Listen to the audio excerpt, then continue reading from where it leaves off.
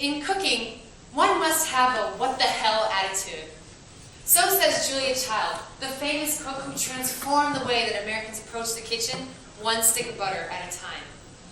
Julia Child did what no one, including herself, thought she could do.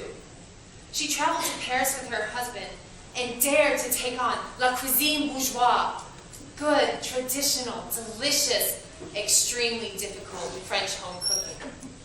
She was the only woman in her cooking class at Le Cordon Bleu, which is like the MIT of cooking schools in France. In case you haven't noticed, Julia Child is kind of an idol of mine. When I saw the movie Julie and Julia, I kept thinking, go back to Julia, I want to see more of Julia. None of this Julie, the modern-day blogger who complained about everything. Julia Child never complained. If she completely wrecked a recipe, I mean, her cat didn't know the difference. I'm sure Julia Child's cat ate like a king several nights a month. Never bothered Julia Child. And I'm here to talk about Julia Child today, not only because she's my idol, obviously, but also because I think she embodies the theme of proving them wrong. Her autobiography says it all. My mother, Carolyn, or we call her Caro, was a very warm and social person, but like many of her peers, she didn't spend much time in the kitchen. She occasionally sallied forth with a baking powder biscuit or a cheese dish, but she was not a cook, nor was I. As a child, I had zero interest in the stove, and I began to think of France as this nation of icky, picky people, where the women are all dainty, exquisitely coiffed, nasty little creatures. I was a 6'2", 37-year-old, rather loud and unserious Californian. The sight of France in my porthole was like a giant question mark. Upon reflection, Julie says that she had two main weaknesses at the start of her career. She was confused, evidenced by a lack of understanding of just what the heck she was doing, and also by a lack of confidence.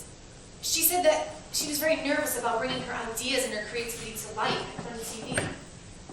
But how did Julia Child become Julia Child? I mean, the odds were completely against her. She didn't know the French language, she didn't know the French culture, and she had little to no natural culinary talent. And then she writes this cookbook, and not just any cookbook. Mastering the art of French cooking was one of the greatest contributions to the culinary world. And all the while, she's collaborating with her co-authors across the ocean while she's in the United States filming this TV cooking show, despite her self-professed ineptitudes, and despite the fact that no one was doing cooking shows at TV at this time. I mean, the woman must have been crazy. And she becomes this woman who's famous for her one-liners, such as, bon appetit, and never apologize, while she's literally hacking a chicken with a butcher knife. I mean, the woman was ruthless. I mean, let me just show you her true determination that she had. When you flip anything, you really have to have the courage in your convictions. Maybe the cat has fallen in the stew, or the lettuce has frozen, or the cake has collapsed. Ah, bien, tant pis. Usually one's cooking is better than one thinks it is. And even if it is truly vile, one simply has to grit her teeth and smile and learn from her mistake. The only real stumbling block is the fear of failure. I love that quote. And it is that just attitude that led Julia Child